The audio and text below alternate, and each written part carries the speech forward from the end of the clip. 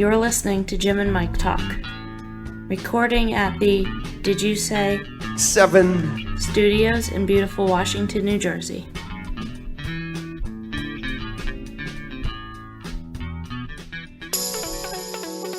Hey everybody, this is Tom Velasquez, host of the Paranormal Patriot Podcast.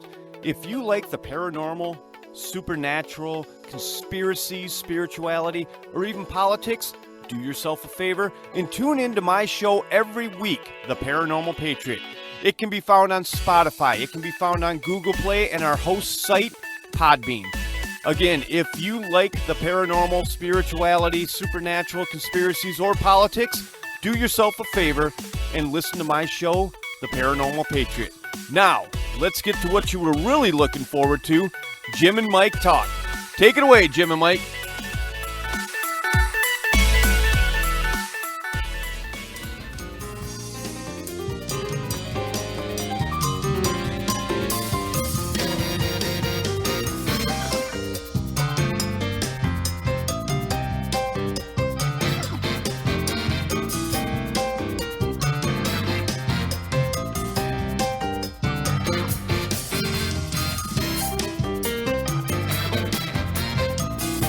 Hey everybody, this is Jim. Yeah, and this is Mike. And welcome to Jim and Mike Talk. What number we got, Jim? This is show number 9. Yes, number 9. We got a really good show for you today. Number 9. So the main event that listeners are going to hear later, Jim? We will be interviewing Mr. Jay Rowe. He's a jazz pianist from Connecticut, and that is our first interview. Yeah, that's a good one too. It's usually just Jim and Mike in the studio. Mm-hmm. And that's coming up after this first segment, which is This Day in Music History. Yeah. All right, Jim, can I start off? Yeah. Hey, before I do, what are you drinking? I'm having a cider. It's a Melix hard cider. All right, that sounds good. Gluten-free. Good. And this is from Oldwick, New Jersey, which is pretty close to where I live. Yeah. So it's local brew. Yeah, that's good. Pressed and manufactured and distributed locally. Yes. Yeah, excellent. I want to say too, Jim, it's great to be here in the studio again for the first time in 2 months, right? We had the COVID edition, and it seems like even longer than... I think it was 3 months. Oh, wow. That's why it seems a little longer. We haven't been in the same place since March. Yeah, wow. So good to be here. So on this day in music history, if I can get to that. So this was on the 20th of June, 1969, and it was the first of a 3-day festival in Newport, California. It featured Ike and Tina Turner, Marvin Gaye, Creedence Clearwater Revival, The Byrds, The Rascals, Steppenwolf, the Jimi Hendrix Experience, which I'm going to talk about in a second, Janis Joplin, Johnny Winter, Eric Burdon, and a little-known band named Love. A 3-day ticket cost $15, which happens to be the same price as my first concert. We talked about that. And Jimi Hendrix received $125,000 for his appearance. At the time, it was the highest fee ever paid for a rock act for a single appearance. Wow. So I looked it up, and in today's dollars, he was paid $875,000 for the one show. That's incredible. Yeah, it's amazing. So, we look back at Hendrix and we think, what a great guitarist, how popular, even though it was short-lived. He really was paid. He was high paid, even for the short time that he was performing. In 69, he probably wasn't around that long, but was gaining, momentum. Is he part of the 27 Club who died at age 27? Yes. I think he is, yeah. And we can go talk about that someday. Okay, so this was 51 years ago on June 20th, 1969. David Bowie recorded Space Oddity at Trident Studios in London. The track went on to become a UK #1 when re-released in 1975. Written about the launch of Major Tom, the fictional astronaut, Bowie would later revisit his Major Tom character in the songs Ashes to Ashes, Halo, Space Boy, and Black Star, which is a great album. That was Bowie's last album. I remember that reference in Black Star. You turned me on to you gave me Bowie's latest one right around time of his death. This date, again, 20th of June. We're jumping ahead to 1992. Mariah Carey scored her 6th U.S. #1 single with I'll Be There, and it also made it to #2 hit in the UK. That song was also a U.S. #1 hit by the Jackson 5 in 1970. So many years later, 22 years later, she comes and she brings I'll Be There right there to the top again. I'll be there. Yeah. And then did she do the screech? I'm not sure. Be there. Yeah. Yeah. So Mariah is, speaking of the screech, they call that whistling. When she takes it up, up, up, and it's so high, it's a whistle. Breaks glass. Yeah, it's a whistle. And Mariah is one of the few people that can do that so well. So 16 years ago, on June 20th, 2004, organizers at a Paul McCartney gig hired 3 jets to spray dry ice into the clouds. Wow. So it wouldn't rain during the concert. Now, I've never heard this before. So. Yeah, altering the weather. And this doesn't say if it worked or not, but maybe they hoped it worked and it worked. But right, well, if it wasn't going to rain anyway, then it didn't rain. Now, the gig in Petersburg, Russia, was McCartney's 3,000th concert appearance. 3,000 concerts. Wow, cannot imagine. Now and that was 2004, and he had performed 2,535 gigs with the Quarrymen and the Beatles, and the Quarrymen was predated the Beatles, so they probably did a lot of. I don't think the Beatles played that many concerts, so it must have been mostly the Quarrymen. Got it. And they probably played the same clubs, or they could have played twice a night, or. And 140 gigs with Wings, and 325 solo shows. Wow. So.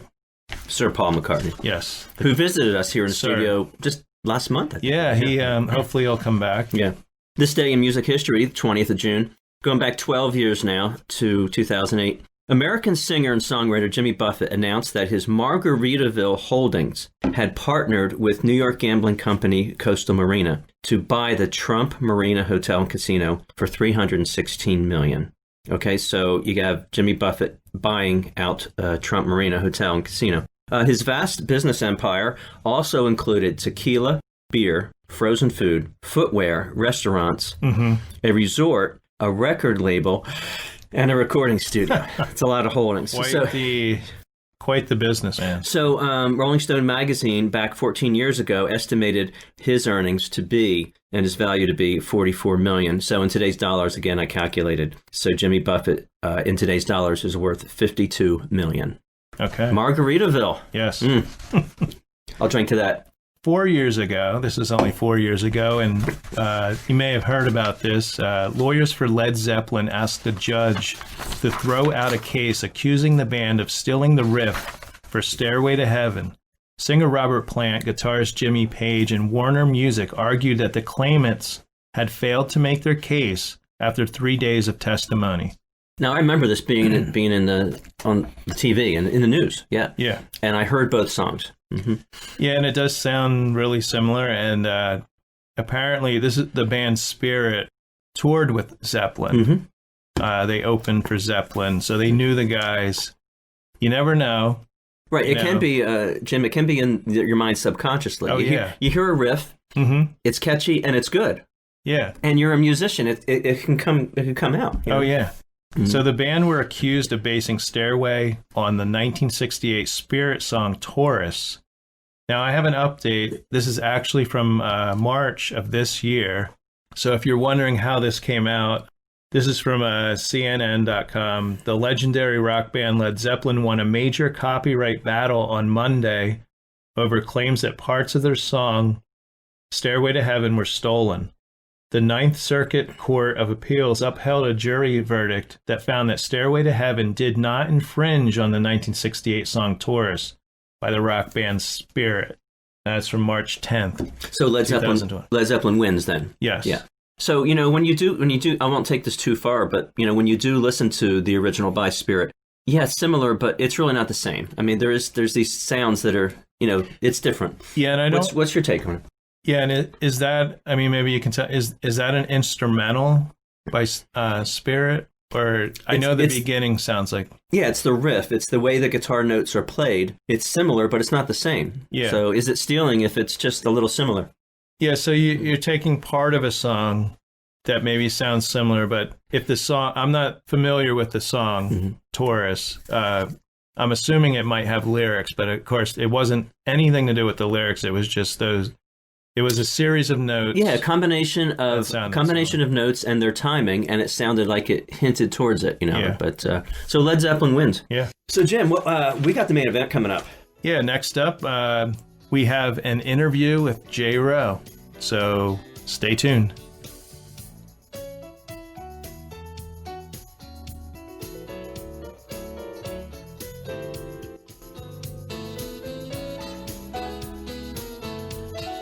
Today we have a special guest on the show. He's recorded 4 studio albums, starting with his debut in 1997 called Jaywalking, 2001's Laugh Out Loud, 2006 Red Hot and Smooth, 2006 Smooth Ride, and a live album from 2011 called Live at Daniel Street. He has collaborated with Bruce A. Barrettbin, Winston Bennett Project, and Pat Dinizio from the Smithereens on his album This Is Pat Dinizio. He's also one of the organizers and performers for the annual benefit concert, Smooth Jazz for Scholars. So let's welcome jazz pianist and all-around nice guy, Mr. Jay Rowe. Yeah. Thank you, Jim and Mike. Jay, it's good to meet you. My name's Mike, and even if it's just All right, Mike. even if it's just virtually, it's great to meet you. I traveled over to the studio here with Jim in New Jersey. I traveled, put Red Hot and Smooth on, and the first song, and then got to Jim's driveway. It was the last song. So that's how long it took me to get over here. That's perfect. I enjoyed it. Love East Coast, West Coast. I think that's my fave off that one. Oh, cool. Thank you. Yeah, great.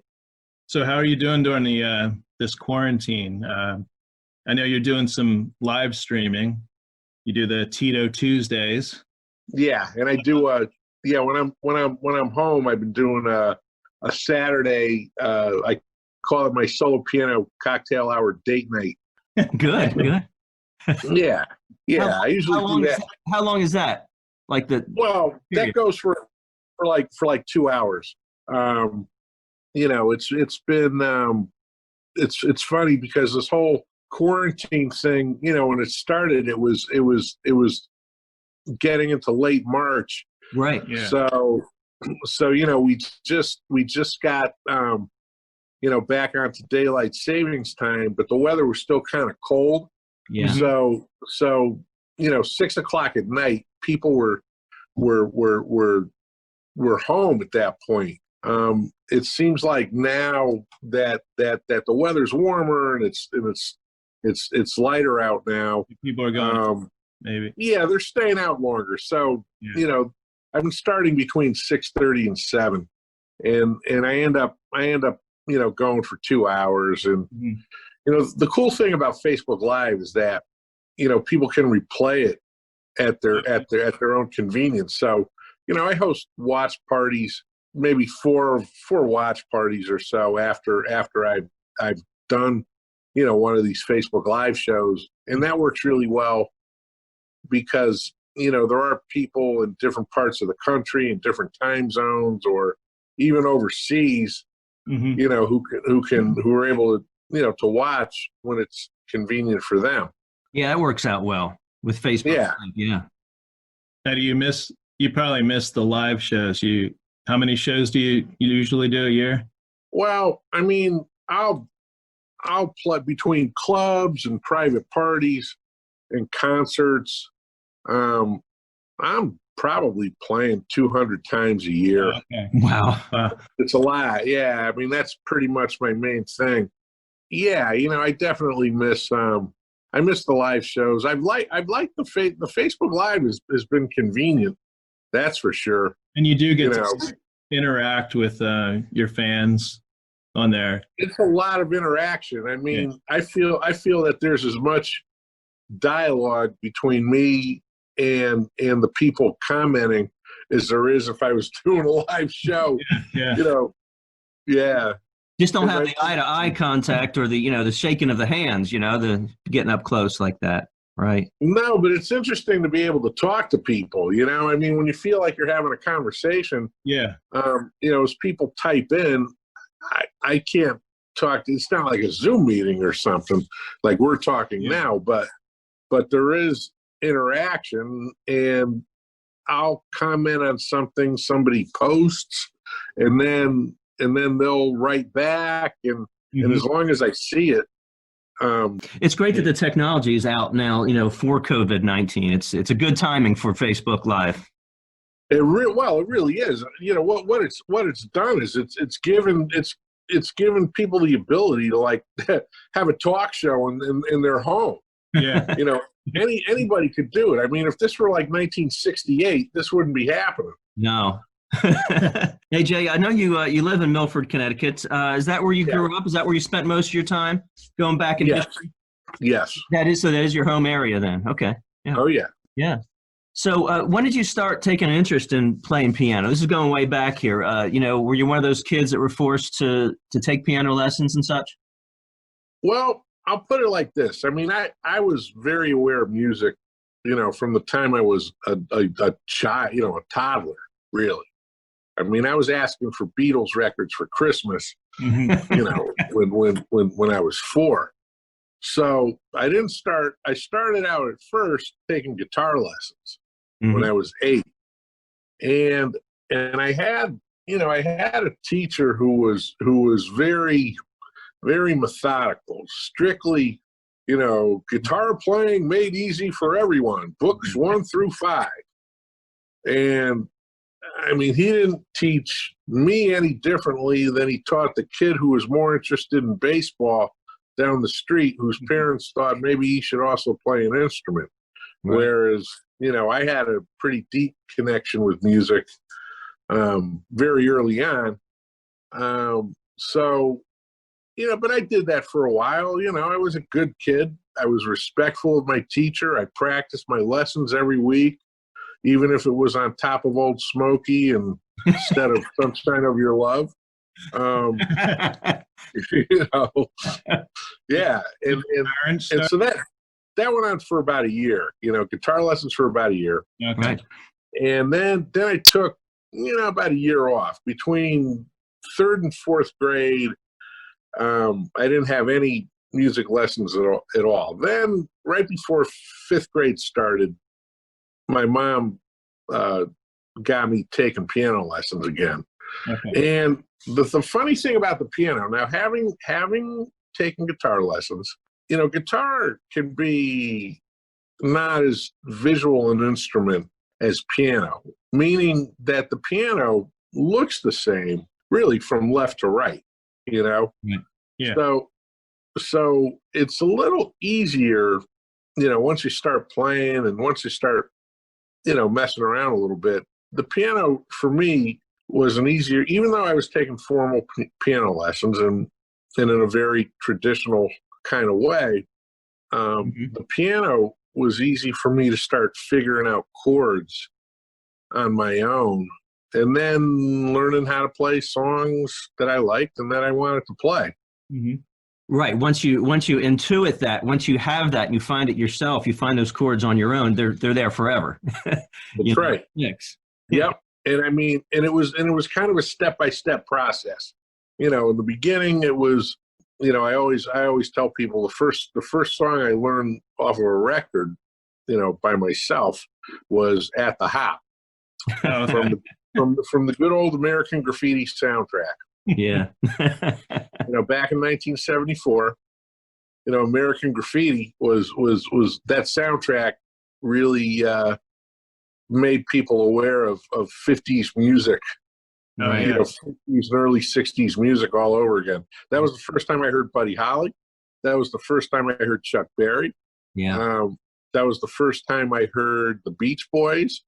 Not the first time I heard the Beach Boys, but the first time I heard, early Beach Boys. Yeah. Because Surf and Safari, here's because I know you guys are into old movies and stuff like that and all, and first of all, it's interesting. American Graffiti was the first movie that ever hired an official music supervisor to clear all those copyrights. Wow. For all those songs, and even though the story of that movie was 1962, I think Surfin' Safari by the Beach Boys was the only song on that soundtrack that was actually released in 1962.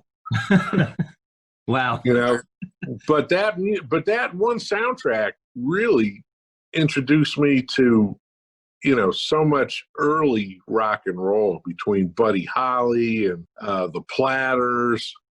It was really a brilliant soundtrack, and for a guy like me, you know, who was going to become a musician, if there was what they might call a watershed moment as far as beginning the journey into pop music, that soundtrack was it. You know, the first song I figured out on my own came from that soundtrack. And that was on guitar, or? That was on piano. Oh, okay, yeah. Yeah, because At the Hop has that, you know. Yeah, yes. Yeah. It's bouncy. Yeah, that famous piano part, you know. I played the solo and everything. Yeah. So when I was 11, when I was like 10 or 11, you know, 10 going on 11. That's great. Yeah. So when did you start playing professionally? Well, you know, it's funny because after fifth grade, I had my first band in sixth grade. Okay. And I think I did my first paid gig when I was 12. Cool. We made $5 each. Yeah. But I didn't really start to play professionally on a more regular basis till probably I was 16.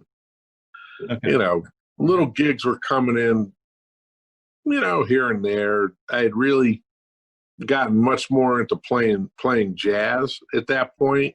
Yeah. Okay. Although, you know, I always was learning,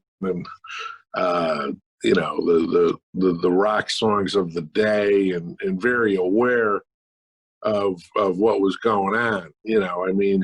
So, Jay, that's pretty early. I mean, 16, even then you're recognizing this could be something I'm doing. This would be a vocation, my identity, a piece of me. Even you knew that. Well, it was my identity even before that. I mean, music was always, you know, my identity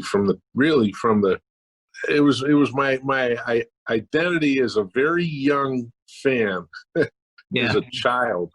Right. You know, when you guys are East Coast guys. I mean, if you remember WABC and Cousin Brucey and, you know, the countdown, what was the #1 record? You know, I knew when I was 8, the older kids in the neighborhood who were also listening to WABC would say, "Jay, what's the #1 record in the nation this week?" And I knew. Yeah, I remember the New Year's Eve countdown. I think I was 10 or 9, and the first time I stayed up late and listened to that on the radio while who knows what my parents were doing. It's a coming of age. You know, like wow. It is. Yeah, it's pretty wild. It you know, so that was it. But by the time, you know, one of my oldest best friends remembers writing, you know, coming with me to one of my piano lessons, and every week, you know, whatever, if it was a Wednesday, I forget what day. I remember a lot of things. I don't remember what day my piano lessons were in 5th and 6th grade, but I do remember riding my bicycle. Yeah. You know, God, probably a good 3 miles or so, you know, to go to my piano lesson.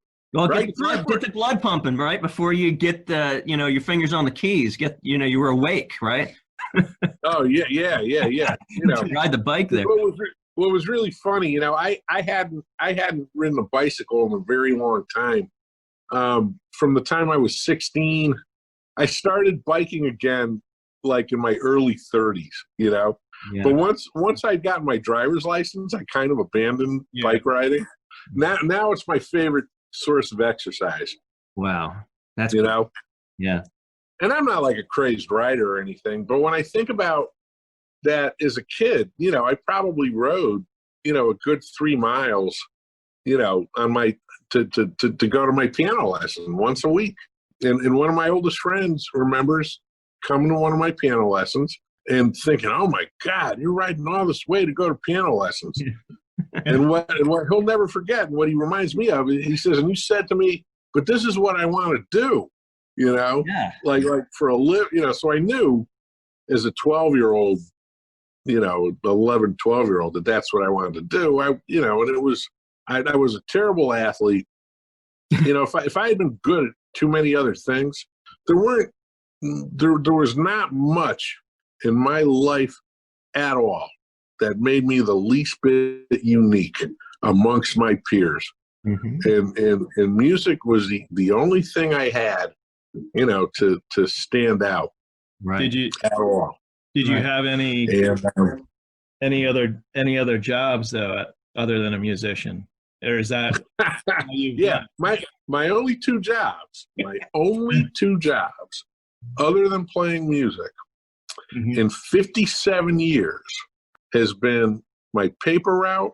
Okay, I had one. I worked as a telemarketer for one summer when I was 15, right?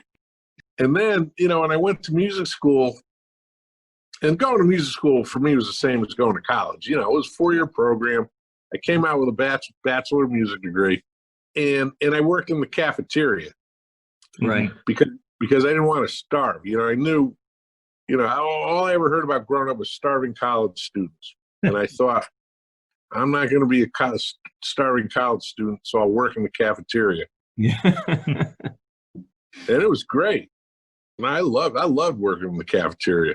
Yeah. Well, that's so interesting. So so the focus really was music because, you're not really looking at a career and the other things you mentioned. So that's good to get the dream early and run with it. That's excellent, Jay. Yeah. It's been, like I always say, up to this moment, it's been a damn good run. Yeah. Yeah. So what's one of your favorite songs that you've recorded that was maybe that's fun to play, or something you can go back to? I like playing all, I like playing all of them for different reasons, but probably, there's a couple favorites. I'm thinking of, some of the stuff I've been playing lately, and there's probably, it's funny because like, the tune off of Laugh Out Loud that's also on the live CD is a solo piano tune, Pleasure Island. That's one of my favorite tunes to play. I like playing East Coast, West Coast. Cool. Glad I mentioned more now. Well, because that tune is a great tune.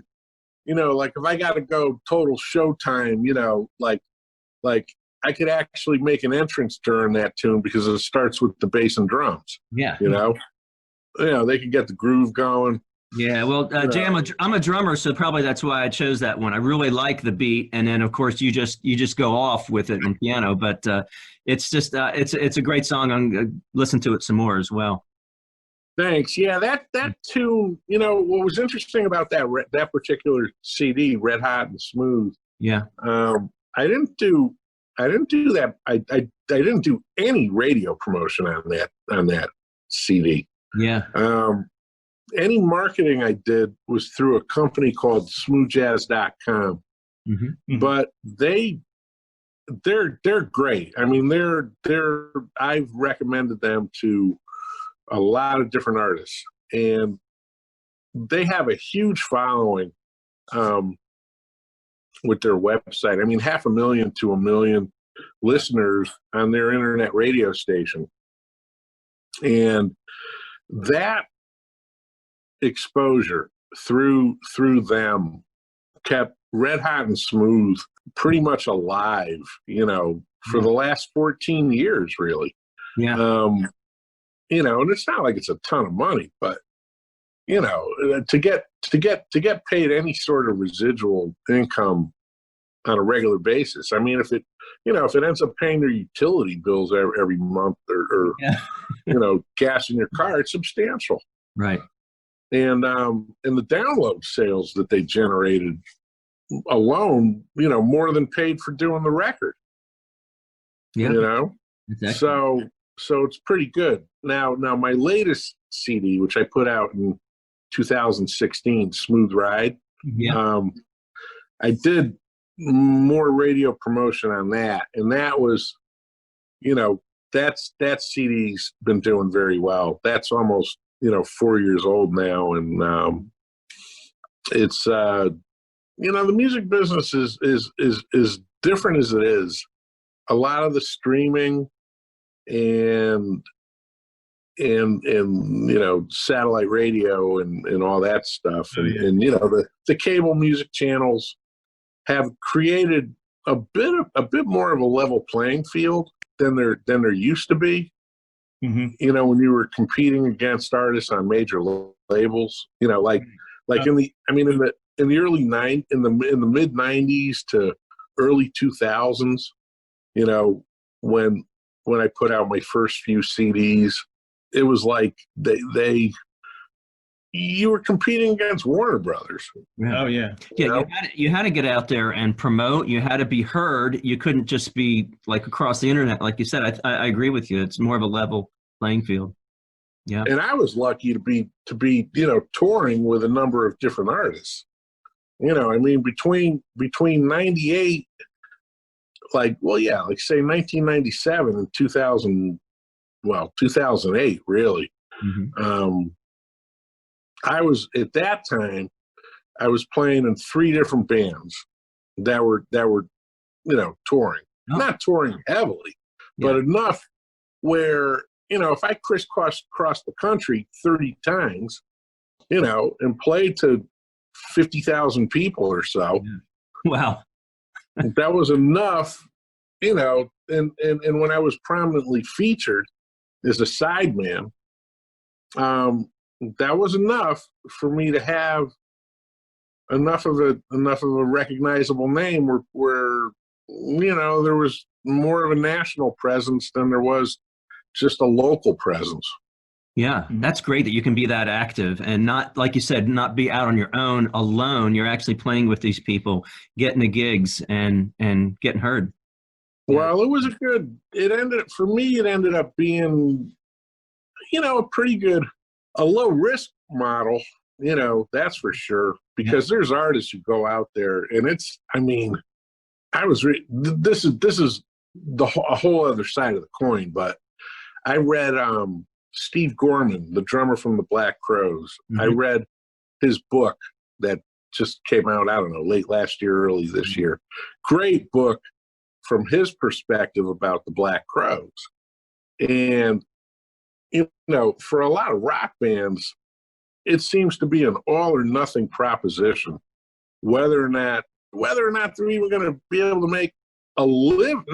I'm not talking about getting rich. I'm talking about being able to make a living. Yeah. Just right. Yeah, without having to have a day job. And then there's famous musicians who we know, who did get day jobs when they were no longer famous anymore. Yeah. Yeah. Right. Or not as famous. Yeah, yeah. And that's why. To me, that's I know it happens, and God, with the corona, with the whole virus thing that we're dealing with now, any day jobs you can get. Right. Yeah. Right. It's so much harder, just in all the arts. If you're into crafts or textiles, you still got to get your product out there, and you can't. And of course the internet's made that easier, but no, it's really hard on anybody in the arts trying to make a living. Yeah. Yeah. And it's hard to get a day job if you need one. Right. Especially now, with what's going on now. Would we be able to play East Coast, West Coast? Absolutely, yeah, play it. And now from Jay Rowe's 2006 release, Red Hot and Smooth, here's East Coast, West Coast.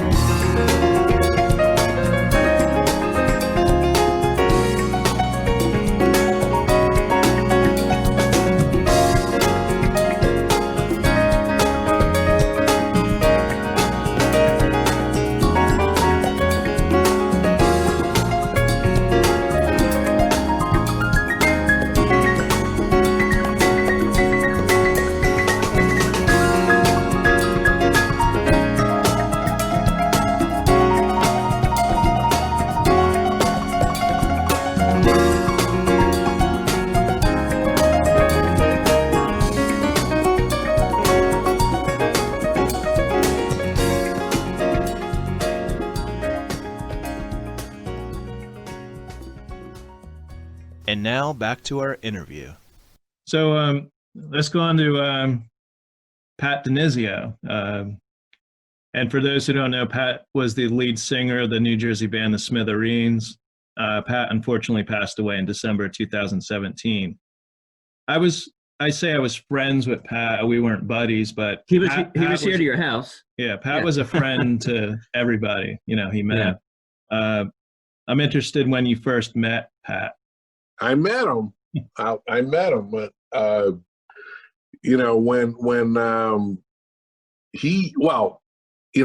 I was a Smithereens fan forever. I mean, I never gave up on the Smithereens. Yeah, we never did either.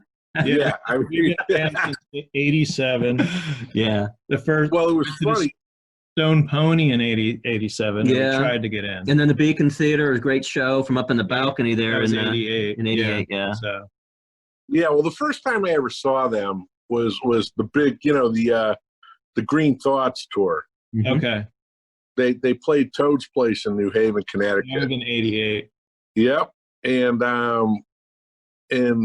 I had bought Especially for You. That was the first record I ever, and I had it on vinyl. It's funny because I had that record on vinyl, and then when CDs became the norm, maybe in 1980, I think right about that time, yeah.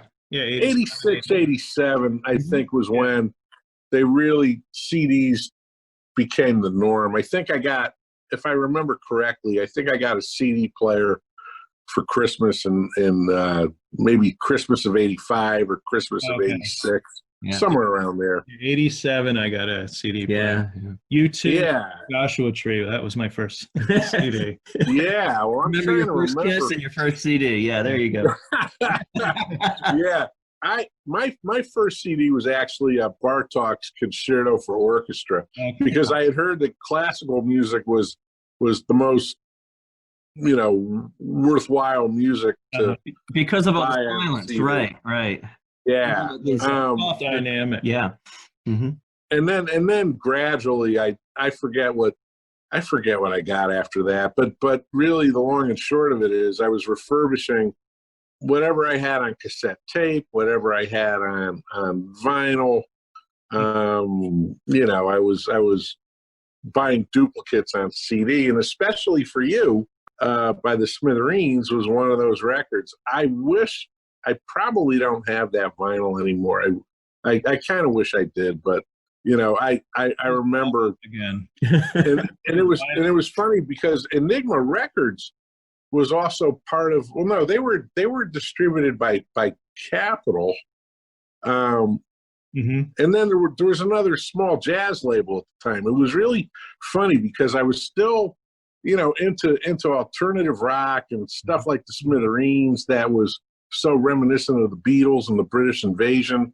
Right. And at the same time, I was like soaking up all this newer contemporary jazz, that would then become what they call smooth jazz. I mean, smooth jazz is more of a marketing term than anything else, but it's like so much of our marketing culture. My theory is, I don't think you'll ever see a president with a 4-syllable name, because people are only capable of remembering 3 at the most. No, exactly. Right. So but it's a way to be found. It's a way to find what you want. I think the broad classification, smooth jazz. That's right. Contemporary jazz. All right, that's 6 syllables right there. Yeah. Too much. You can't remember it. Smooth. What's 2 syllables? And it's smooth and jazz. Yeah. And it's nice saying smooth. Smooth. Yeah. That's true. Yeah. That became the thing. Onomatopoeia, it's called. Yeah. I mean, adult contemporary is even worse. The radio chart. The radio chart was called Adult Contemporary. Yeah, it's like adult coloring books, but I don't want to get into that. I mean, what are they? Adult coloring books. No, I mean, it's funny we're talking about it, but it's interesting though. It's interesting from a marketing perspective, but historically, in that time frame of music, 1985 to 1990, really, there was a lot of stuff going on. Mm-hmm. And so the Smithereens for me, along with Marshall Crenshaw, really tied into what I was listening to in terms of instrumental music, but having my foot, one foot in the power pop rock world as well. Yeah. And then at that time, I was also, really into, as Jimmy Jam and Terry Lewis were becoming more popular, my R&B tastes were being indulged as well, hearing all those records. But the Smithereens, having heard and fell in love with the Beatles music as a child, the Smithereens reinforced that in a slightly more, contemporary way. Yeah. They were a little more aggressive.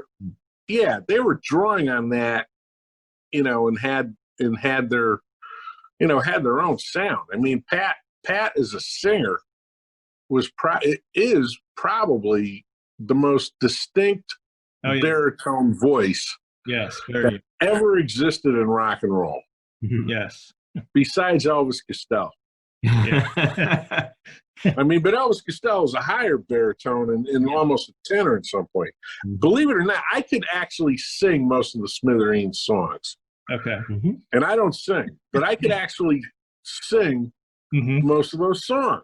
Yeah, I can hear that. I can hear that in your voice, Jay, that you could be similar range, a similar place for that. Because because Pat was really a true baritone and made the most of it. But that's when I was first introduced to the Smithereens, and I followed them. I never gave up on them. When they went to RCA and did a date with the Smithereens, and that was pretty. I don't think there was much of a gap between that record and Blow Up. I think maybe there was 2 years tops, because I think A Date with the Smithereens, if I remember, I think that came out in 94, I think. Yeah, you might be right. I think it was 94, because I remember I brought that, one of the first times I was on a tour bus myself, I took that record with me, or the CD, to play on the tour bus. And it was great, I mean, it was a great record. And then after that, they were kind of in limbo, and they didn't put out another record till God Save the Smithereens in 99. Yeah. But they never lost consistency, and so, all right, so here's 1999. So 3 years later, 4 years after that, I'm planning my wedding, right? And this was a second marriage and everything, but I remember thinking, well, if I ever get married again, I want to have, if the sun doesn't shine, right? Is my wife's and my wedding song, right? Oh, okay, great. So a buddy of mine who I was playing with, this great drummer, Brian Doherty, and Brian worked with They Might Be Giants and he actually just did a new record by Freddie Johnston that has yet to be released, but that is incredible. We'll look for it. Yeah, I don't know when it's going to be coming out. There's a song available on iTunes called 20 Radios. There was another song available called Trying to Move On, and unfortunately, they pulled that off of iTunes. That's not there anymore. But you might be able to find a YouTube video of it. But yeah, no. I hope this Freddie Johnson record comes out. I mean, from what I hear, Freddie's having reservations about it. But I'd like to meet Freddie. Yeah. So I could tell him how great this record is and how we should put it out. So back to the wedding. So you got this wedding idea. So Brian, I mentioned Brian Doherty because he was the one who told me that Pat was doing living room concerts. So I went on Pat's website, and if you wanted to, do do a living room concert with Pat, all you had to do was send him an email and he'd get back to you. And like he called me back like the next day. Uh-huh. And, you know, and I couldn't believe it, you know, because like he's like, Jay, this is Pat. Yeah, Jay, this is Pat. You know, Jay, this is Pat. I got your message. Sounds just And, like him. we'll talk about playing your living room concert. Yeah. You know, so we set it up. I think and then what happened? He was playing a gig in Milford, Connecticut. It's some bar. You know, he got this gig up here that was really weird because how he would be playing where he was playing. It was great. You know, it was him and Jimmy or him alone there in Milford? just him alone. Okay. But it was with a band. It was with a band that he knew from Connecticut, and they had him as a guest. He would constantly play, whether it was solo or with the band. Just always getting out. Because Pat did not do anything else. You know, like we talked about, you know, later on with them as fans might lose interest, or they're not on a major label anymore. Getting another job. Yeah, getting another job. But Pat, no, he didn't. Pat I don't think tried everything he could to keep. He did fundraising efforts. Be on the road. Yeah. So back to the story there. Yeah. And he always did. I mean, you know, and so he played our wedding, right? He plays our wedding.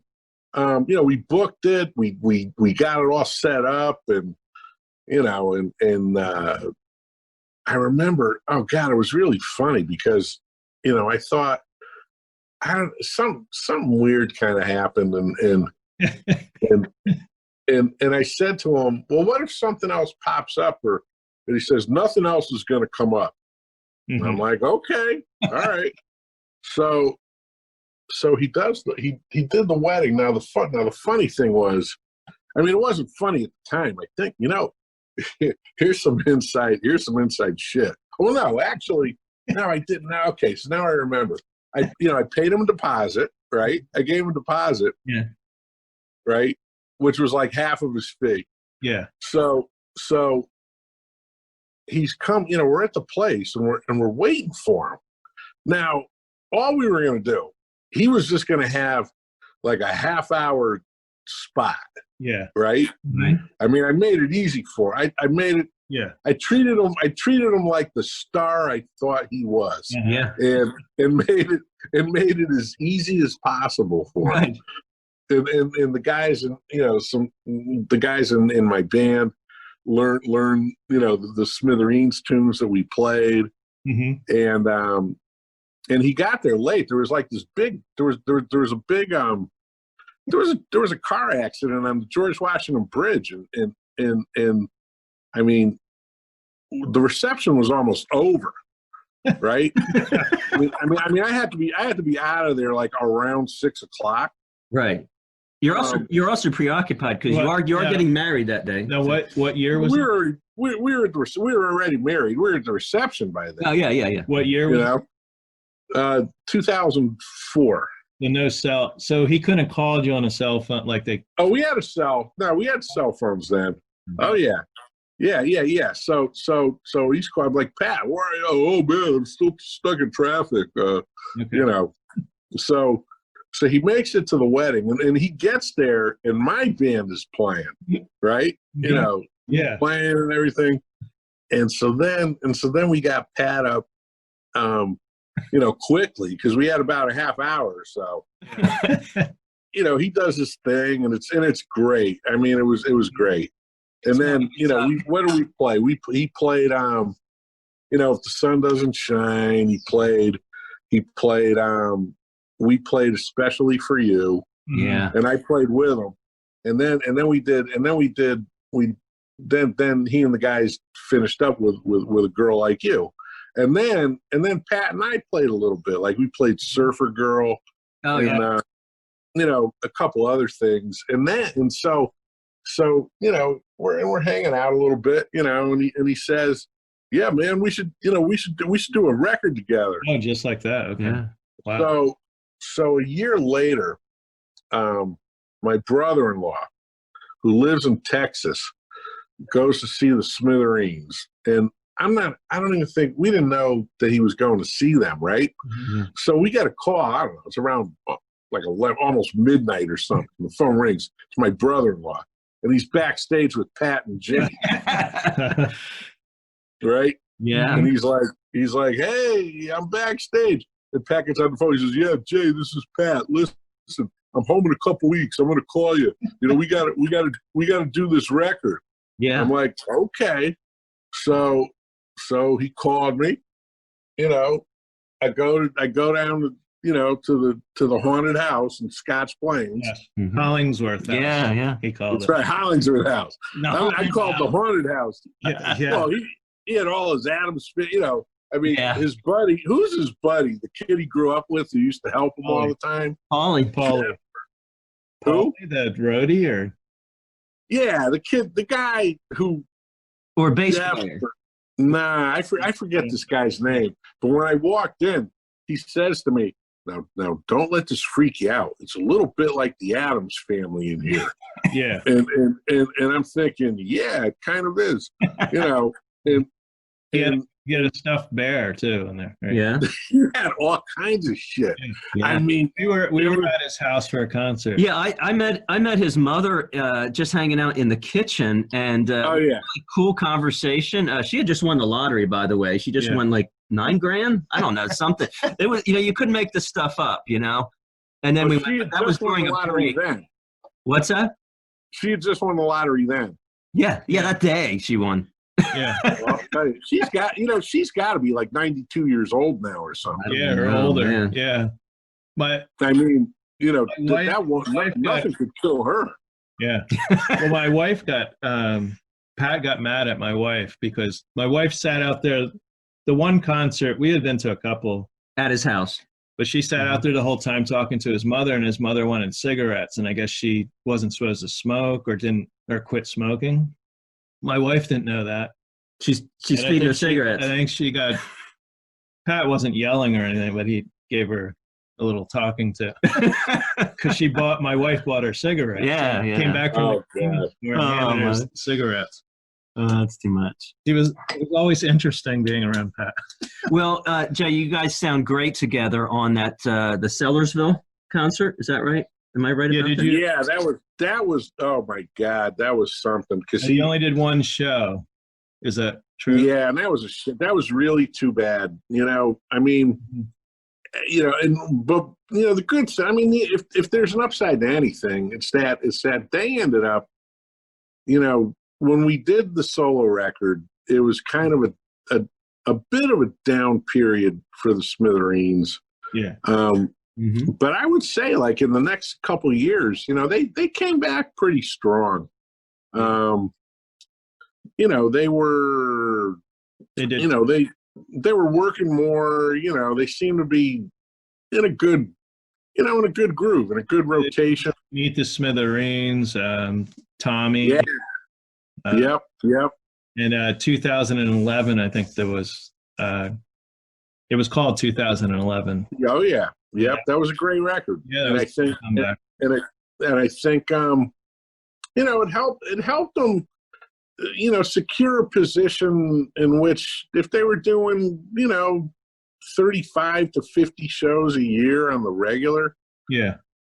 that was pretty good. Yeah. I mean, they play the same venues every year. But yeah, you got their regular customers. Mike you know? and I would go, we'd go to Falls Church because he lived in Virginia. Now he's in Pennsylvania. Yeah, and that Falls Church venue is great. State Theater in Falls Church. We went there 10 years in a row, I think, Yeah. To see the Smithereens. Because Wow. you can sit, you can walk around, you can go to these balconies or the side balconies looking down. You can move around. You're not stuck in your seat or something. It's a great place. I've seen Yeah. So 40 they times Yeah. the Smithereens. Yeah, so they, you know, they were doing pretty well. But when we did the record, and we did most of it in one day. Like I went, or maybe we did it. No, we did it in 2 days, and then we actually met at Rich Pagano from the Fab Four. We met at his studio to do some. We had a couple more songs to do or something, but it was wild. Wow. We did like 22 songs, I think, Wow. in two and a half If there were any in 2.5 days, and we were arranging the stuff on the spot. Yeah. So you just arranging it together impromptu. Yeah, it was wild. I think I probably played 2 takes of everything, maybe. And then Pat, of course, he redid his vocals. Not that he had to redo that much. I mean, when we did, I think Wichita Lineman was the first thing we played.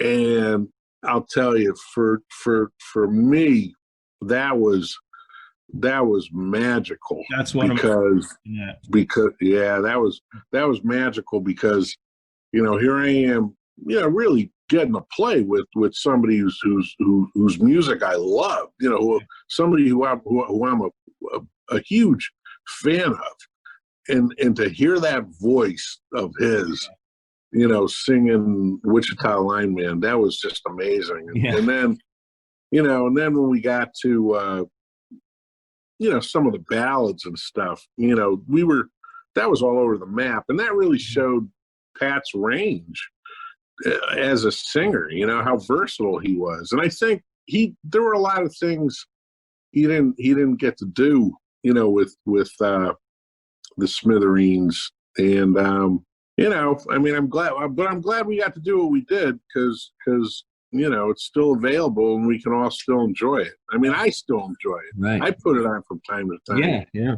Now, is there a version of the album with the other songs that you record, or were they not completed? Oh no, there is. You can find on Apple iTunes the whole. Oh, okay. Because it was 3 CDs. Oh, wow. What he did was we did like all the cover tunes, and then Pat had a whole CD of just him playing guitar and singing. Okay. Right? Yeah. And then the 3rd CD was called Smithereens. It was Pat's title. And it was piano vocal versions of a bunch of Smithereens tunes. Yep. Wow. I remember that show I want to say it was 3 hours at Sellersville. Oh yeah. That was. I was there. My wife and I were there, and it's one of the best concerts. And it's a great recording too. It's a really beautiful recording. I wasn't there. I didn't get to make that. That recording was amazing. Yeah. It was amazing. I didn't realize how good that piano sounded and how it was fairly in tune. Yeah, no, that was a lot of fun. That was a wild day for me. I had played a wedding by myself, and I remember, and I had this thing booked, and I took the gig with Pat, and I was really on the edge because I remember leaving Milford, Connecticut at 6:00, and the show was supposed to start like at 9, and I knew I didn't have to bring anything, but and what's funny is as good as the recording sounds, it kind of puts it into kind of a funny perspective, because for no sound check, the recording sounds really great. And I remember getting there like 5 minutes before Pat went on stage. Pat went on by himself, and then introduced me, and then we played a few songs, and and then I think there may have been some kind of intermission or something, and yeah, I think there was. Yeah. And then we finished it out, and Pat came out before the show started. Yeah, that's right. And I met him in the lobby. Yeah, Well, you're just getting there, Jay. But he didn't want to look in there to see. He's like, is there a lot of people in there? He's so concerned that people, I don't know, that they weren't going to be there. Yeah, because it was a solo. I don't think he ever did. He did the small clubs as solo, but this was it wasn't a huge play. I think it seats 200 Right, people, and seeing the Smithereens repeatedly, it's a 4-piece rock band hitting it really hard, rocking out as much as anybody could rock out. I mean, just showing you a really good time. But I think him working with you at this show in Sellersville is a great example. He might have been a little nervous. It sounds like is this going to work? How is the public? Are they going to show up? Are they going to like it? Yeah. Right. That But it was something different for him, is what I'm trying to say. Yeah, I think it's something really different for him to experience. He loved being on the sstage. That was his. Yeah. Well, but that's, I learned, I learned a lot being around him. He is because I know you guys have experienced a number of the living room concerts and everything else. And part of his charm was and with a lot of musicians, musicians, the longer you've been in the music business, you can't help but have a ton of stories. Yeah. Because there's always more that goes into the end result that people only see when they see a performance. Right. And if the performance itself is the story, there's the backstory that leads up to the performance. Mm-hmm. And Pat had had those stories in volumes, I mean, I certainly learned a lot in the conversations I'd have with him, and he would have actually loved. He would have been all over Facebook Live right now. It's funny. That's what I think. Like if he was here, he would have said, "Oh, okay," and he would have, He would have been on every night, maybe. I don't know. yeah. But that's because he knew how to reinvent himself. I mean, when he did Confessions of a Rock Star, had that show running at the Riviera for 6 months. He got a gig in Vegas. Yeah, and he probably could have done it again. Yeah, I mean, do you have his book? No. That's great to hear his voice. I miss the guy. I miss him. Yeah. Yeah, well, I miss. Hey, listen, I really miss him. I missed the lost opportunity. To have been able to do more. Yeah. But I think there's stuff out there. I mean, eventually, I'd like to be able to use the experience I had with Pat to create a similar project. With other singer-songwriters, I think that's a good idea, Jay. I think it's a great idea. Is there anyone you'd like right now you'd like to work with? Anyone in Well, yeah, I mean at one point, before Pat passed away, I was really, thinking about how I put this whole thing together. And I mean, I'd certainly involve Pat, perhaps Marshall, Crenshaw, Marshall Crenshaw. I mean, I had kind of like a wish list. That was our last concert before the quarantine. With the Smithereens with Marshall Crenshaw. Oh, with Marshall. Yeah, going across Jersey, actually, they were starting to take some precautions even. Was it Montclair? Yeah. Well, what's interesting about Marshall singing Smithereens songs now is that, to me, is just how Marshall's range is not the same. I listened to the Marshall Crenshaw song, the Difference Between Us, and there's that the bridge of that song where he goes up super high. I mean, and I don't know what key he would have to put this song in to sing that now. Yeah. And I don't think I'd like to get together with Marshall and play to try to help him. Like try to help him find new keys for his songs that were they're kind of delivered in the same way. Because I mean, I love Marshall, but with all due respect, I mean, and what happens to some singers when they get older, they lose range. Yeah. Little Richard never lost his range. Out there and up there. Yeah.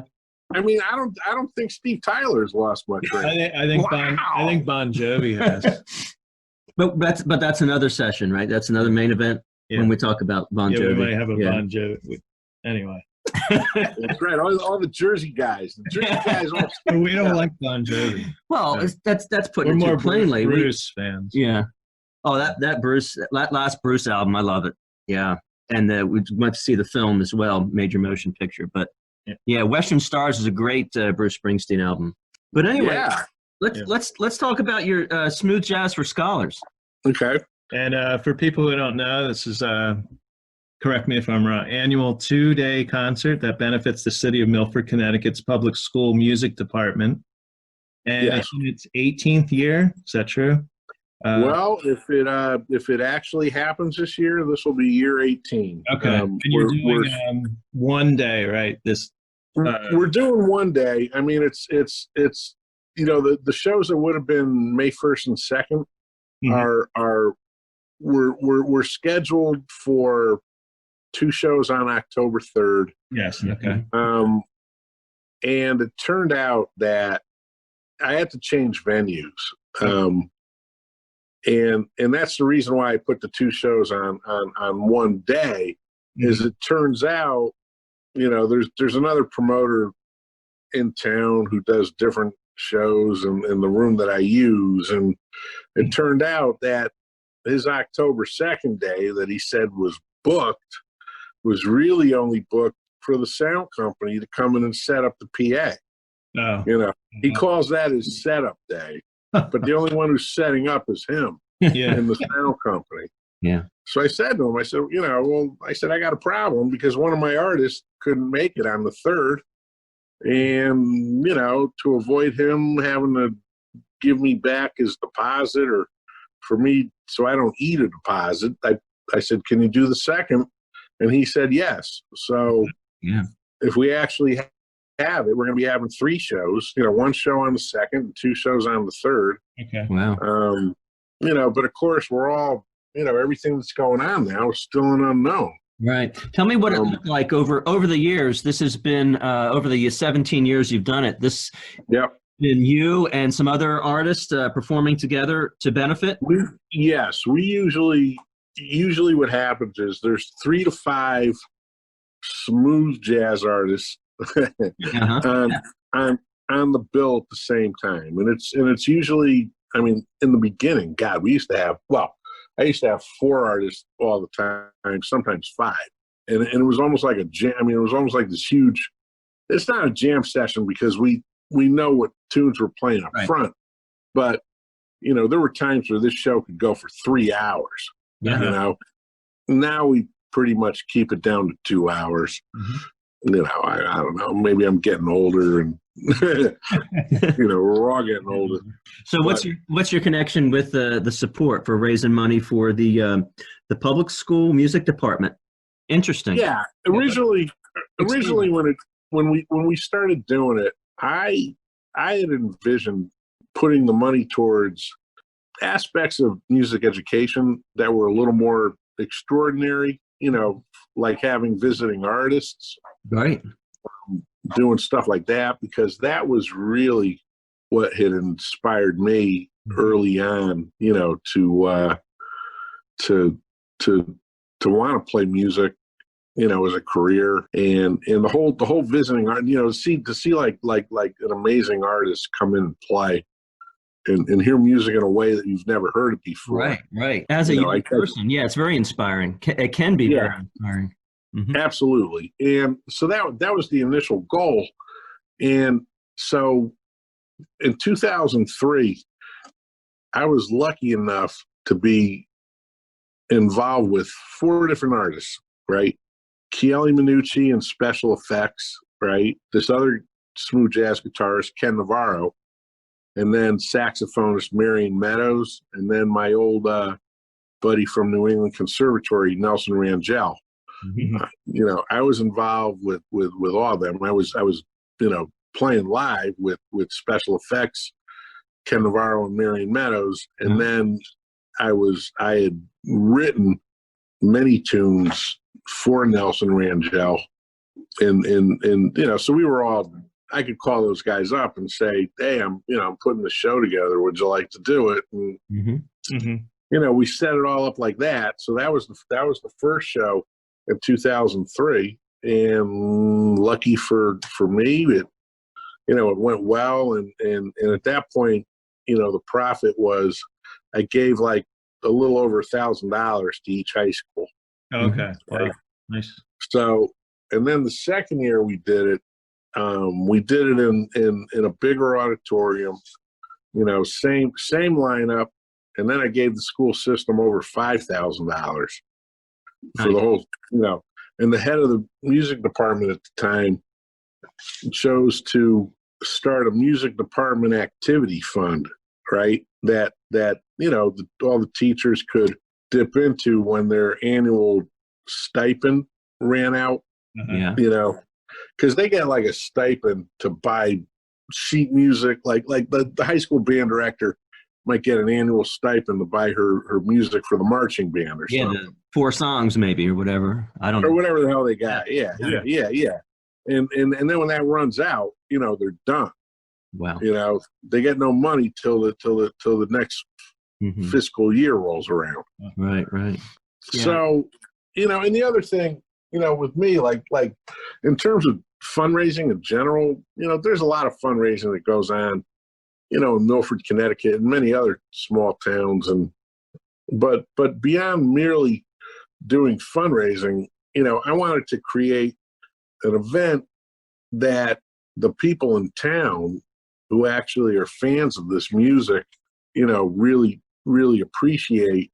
And I also wanted it to be inspiring for other younger musicians, because you never know what 5 aspiring musicians you're going to reach, each generation. And you hope that they'll have an experience growing up where if they become successful, or when they become successful, they're able to stay in their hometown and contribute, and give back to the community. Kind of like, it can come full circle in a certain way. Yeah. It's so important to inspire people when they're young. And, there's some missed opportunities by people not hearing or seeing or meeting a musician, like yourself. Or, it's very important to the whole, the art of music.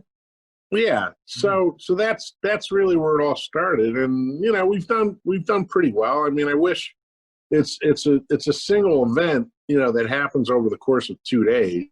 Yeah. It pretty much takes up, 4 or 5 months of my time. Not 24, not 24/7, but no, but that's a lot to plan ahead. Yeah. I mean, it's a leisurely hour and a half or so every day until we get into like the month before the show, where tickets are selling at a faster clip, and I'm learning music. It's like I'm the promoter and the music director and the travel agent, and doing all that stuff to put this thing together. But it's been great. I mean, it's been a win-win for me and I think everybody involved. The show's become important in the Northeast because it's one of the few bigger shows that happens on an annual basis. So like the only other games in Connecticut are the Branford, Connecticut Jazz Festival, the Hartford Jazz Festival, and then the 4-concert weekly series that happens in the fall, and then in the spring at Southern Connecticut College. Yeah. So if you're not playing in Connecticut on one of those shows, my Smooth Jazz for Scholars really is one of 4 opportunities that these smooth jazz artists are going to have to hit this market. Yeah. Outside of Philly and Boston. Yeah. Philly, New York, and Boston. Yeah. And it's just so great that you're doing something to give back and to inspire younger people. Yeah. Well, I mean, it's something that's, I'm not going to say it's easy for me to do it. It's been easy so far. This has been the worst year ever. Yeah. Dealing with, you can't physically go. I can't physically go and listen and enjoy and be a part of the experience. Yeah. So I mean, this is pretty bad what's happened to the concert business. Yeah. Got to find a way. Got to find a way to come back. Yeah. So Yeah, I think it's going to come back pretty strong when once they find a vaccine and people, know for certain that they can go out in public and not have to worry about wearing a mask or not have to worry about being, close to somebody. I mean, I think it'll make people more careful about even coughing in public. Yeah. It might make things different with, greeting people with the hug and the handshake. And, I don't make a habit of kissing people I don't know. But, the usual ways we greet people, I still like to give the nice handshake. And it changes. Yeah. Yeah. Absolutely. Yeah. So any plans for a new album? I'm getting stuff together right now. Okay. Oh, good. Yeah. Yeah, and now I kind of have, now it's like, residual income is becoming one of the main sources of income, and the only way to keep residual income coming in is to have new product.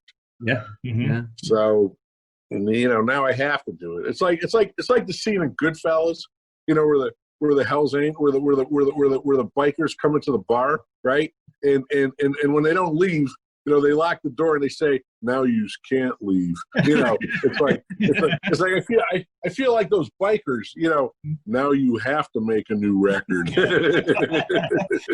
Well, Jay, we're going to look forward to it. Yeah. Hey, we're getting near getting towards the end of the interview, and your time today. Is there anything we missed? Anything you want our listeners to know? What did we miss about Jay? No, we pretty much covered everything. But let me just clarify. Okay. Let me just clarify a little more of my discography, just a little bit. Yeah. So, all right. So my CDs that are available are Jaywalking. Right now, that came out in 1997. Laugh Out Loud was 2001. Okay. Smooth Ride was 06. Live at Daniel Street was 2011. And wait, okay, let me do that again, because now I get mixed up. Yeah. All right. Jaywalking was 1997. Right. Laugh Out Loud, 2001. Red Hot and Smooth, 2006. Right. Live at Daniel Street, 2011. And then Smooth Ride, 2016. Okay. And I put out 2 singles this past year. Okay. Well, I put the live album after. Yeah. I separated. Yeah, that's okay. Yeah. So, where can they find you? What's your website? The website's jrowemusic.com. Okay. My whole name spelled out, then music, all lowercase letters, no spaces, jrowemusic.com. And, of course, I'm on Facebook. I have a fan page on Facebook. And, my music's pretty readily available between Apple, iTunes, Spotify, even Slacker, Deezer, pretty much. Can they order CDs from your website? They can't. Yeah, they can't. I think on my website there's a direct link. Okay. To CD Baby. Although CD Baby's warehouse is closed right now. Oh, wow. But they can stream. I mean, if they want hard copies, they should. Yeah, it's if they send me an email, I'll get it. jrowe@jrowemusic.com. That's my other email. Okay. And, they can find it on, if they ask Alexa, most of the time Alexa will play it. Yeah. Although there's now the rapper J Rowe. So I got to. Yeah. I thought you got to deal with J Rowe the rapper. Yeah. I thought that was your new rap album. Yeah. And I started listening to that too, but I stopped. Oh my God. Is that even a good rap record? I don't. No comment. Listen, if it were like Jay-Z or Kanye or good NWA, I'd be honored, but it was like lame rap. Yeah. Isn't that oxymoron? Good rap, good. Yeah. I don't know. I've grown to like the only rap record I ever bought. Well, the only few rap records I ever bought. I bought Arrested Development. Oh yeah. Okay. 3 days, 3 nights, whatever. Yeah, with Mr. Wendell on it. Yeah. Okay. And that's one of the least favorite songs. There's some really good stuff on there. I love it. Mama's Always on Stage. Mama's Always on Stage. Right? Remember that? I love it. Mama's Always on Stage. That's a funny song. Oh yeah.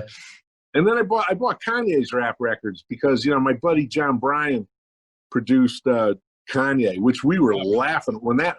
I don't know if you guys are Amy Mann fans or. I love it. Yeah. Well, yeah. Of course, John Bryan. Really his entree into everything else he does now was really through Amy Mann. Okay. And he and I grew up together, and I've always followed everything that he's done, since he moved from Boston to L.A. Huh. And he produced Kanye, and Kanye even thanked him at the Grammy Awards. Oh, that's so cool. So cool. And yeah, he did. That was before Kanye. I mean, and Kanye's whole thing. God, now with all his clothes and everything, and I think he's more into clothes. He's gonna have a big money. He's gonna have a Donald. Kanye might be the one guy who has a Donald Trump sneaker. He loves Trump. Well, we won't speak to that right now. We won't talk about that now. Hey, talking about rapping, and we used to get a laugh in the '80s with the Beastie Boys. But I remember the day that I was at a Plan 9 Records and bought the Beastie Boys, the In Music from Way Out. Are you familiar with that disc? No, I should check that out because I like the Beastie Boys. They were the only rock and roll rap band. Okay, but this is all instrumental, all funky jazz. It's my favorite jazz, funky jazz. Excuse me. What's the name of it again? The In Music from Way Out. Oh my God! I played it for my friends and tried. I said, "Listen to this. It's good stuff. All instrumental. They're all playing some smooth, just funky jazz stuff, and it's so good. You don't know it's the Beastie Boys, but I haven't found out that it's not. I mean, I don't know how they played that way, but you've got to listen to it. You have to, and it's one of my favorite albums of all time. The In Music from Way Out. All right, I'm gonna check that out. The whole insert and everything is written in French. I just thought I'd share that with you because I like I'm into Medeski, Martin, and Wood. A lot of funky jazz. John Medeski. Oh, they're great. No, I love them. Yeah, and in fact, John Medeski and I were classmates at New England Conservatory. Oh, I didn't know that. So cool. He's an amazing player. I mean, their stuff is it's really interesting for me to hear him in that context because John was probably is accomplished a jazz pianist to say somebody like Brad Meldau or Joey Alexander or any of these people, and like what he's done with this whole with the jam band thing. That's to me kind of like Medeski, Martin, and Wood is like Booker T and the MGs with more drugs and a little more trippy. Right. So I didn't know him being a jazz pianist, taking it to the keys in such a strange way. Yeah, very. I saw them once live in Harrisonburg, Virginia. I'm guessing 1997. Yeah, which was weird because they came out on stage. They're playing this, half court, whatever, where they play basketball. I don't think they said a word. They come out and played, and they were done, and that was it. It's like, you're not going to say anything? You're not going to even say hi to us? So that was a little bit odd. But check out the Beastie Boys, and you won't believe it. And it's what's this called again? I gotta write this down. Wait a minute. Well, when you look up Beastie Boys, it's a red, white, and blue on the cover. It's kind of a blurry picture, red, white, and blue. The In Music from Way Out. In Music from Way Out. Okay. Okay. I'll remember that. It's just it's hot. It's so good. I'm gonna check that out right away. Oh, good. In Music from Way Out. Yeah. So thank you, Jay. Well, thank you guys. This went well, man. Thanks so much for your time. It's great talking about Pat and great talking about what you're doing in the past and what you're doing now, and just great to talk with someone who's one at the top of the game with smooth jazz too. Well, thanks so much, guys, and continued success with these podcasts. This is I think these are all like a great source of information and entertainment at the same time. So we have fun doing it. So. It's all good. All right. You take care and have a great day. All right, guys. Thanks so much. Okay. See you later.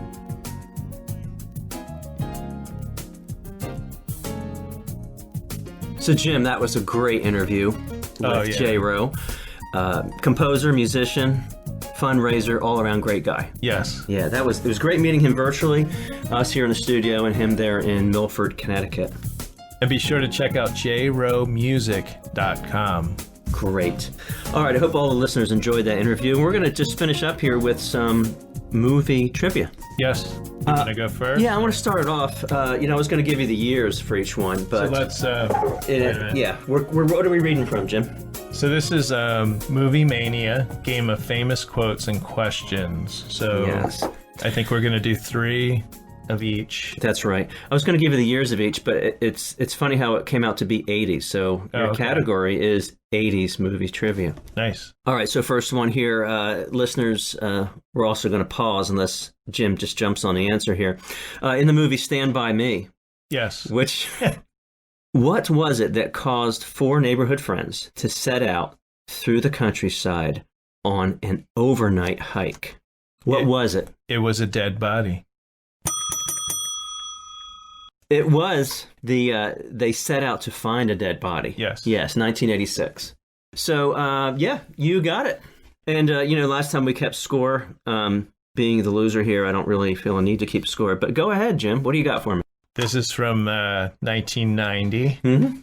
What was Andrew Dice Clay's first feature film entitled? Wow. Let's see, 1990. You know that I was out of the country Oh, okay. at the beginning of 1990. Sure. So I'm going to say it was titled Andrew Dice Clay. No. Jeez. It was The Adventures of Ford Fairlane. Oh, yes. I recall the film. Okay. Yeah. All right. I don't know if you've seen this one because, it's not really what you're into, Jim, here, but name the nerd who won the burping contest in the movie Revenge of the Nerds. The character name? Yes, character name, 1984. He won the burping contest. I know the movie, but I don't know. I didn't think know it that well. It's not. I didn't think it was your main. I know Robert Carradine was in the movie. Oh, cool. Yeah, cool. I didn't see it. I was busy doing other things in 1984. As you were busy. Yeah. Oh no! Wait a minute. Oh, I think it's coming to me. Wait. Was his name Booger? Booger. Yeah, you got it. Okay. All right. I did remember a character from the movie. Yeah. So you just got 2 in a row. Okay. What was the nickname given? Why is it so funny, Jim? Okay. What was the nickname given to the group of young actors who began their road to stardom by starring in Francis Coppola's The Outsiders? There was a name given to this group of actors at that time period. Well, I just... And we're talking 80s. Yeah. I've heard of The Outsiders, and I've not seen it. Which I know, Jim, you're shocked, right? Well, here, I can give you a hint. Like Emilio Estevez. I don't know if this will help you. Yeah. Judd Nelson. Mm-hmm. They were... It was a pun on another group of people from the 60s that always performed together. So it was kind of a take on that. So I'm going to say that their group name was the 4 Dots. No. Okay. It was the Brat Pack. The Brat Pack. Like the Rat Pack? Yes, the Brat Pack. Yeah. Should have got that one. All right, so I've got 0, you've got 2, but this is the points don't matter. 80s film. In what movie does Dan Aykroyd play the part of an unwelcome brother-in-law who brings his family to a friend's lakeside vacation home? I'm not going to give you the year, even though it's Dan 80s. Aykroyd. Yeah, brings his family along to. I'm going to go with The Great Outdoors. You got it. 3 for 3. Good job, Jim. Excellent. Okay. The Great Outdoors, 1988. I'm going to give you a movie quotation because this question, I don't even think I would get. Oh, okay. Quotation then. Yes. All right. Here we go. Actually, no, wait. I'm going to give you the... Well, give me 2. Give me a bonus one then. Give me one and then the other one. So I'm going to give you this movie quotation. Yeah. Here we go. Because if I get one, it's 3-1. You win. That's if I get one of these. Okay. So go ahead. Are you the gatekeeper? The gatekeeper. Yeah, I remember that. What about it? That's the quote. What movie is it? Oh, it's from Ghostbusters. Right. Yeah. Okay. Excellent. And now I'll give you a bonus one. Okay. So this is if I get this one, you won 3-2, and so that's Okay. pretty. I feel good about that, Jim. Now.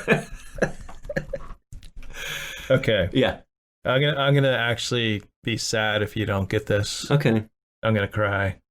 Because it's from. Well, it's a classic movie. All Which right. I love a good classic movie. Yeah. And it's one of the most famous ones. Okay. All right. Give me hints. That's good. I'm thinking back. Okay. What classic movie featured the word rosebud, the most famous word in the history of cinema? Rosebud. I'm just drawing a blank, actually. Rosebud. Say that again. Say it again here. What classic movie featured the word rosebud, the most famous word in the history of cinema? I have absolutely no idea, so I'm going to say It's a Wonderful Life.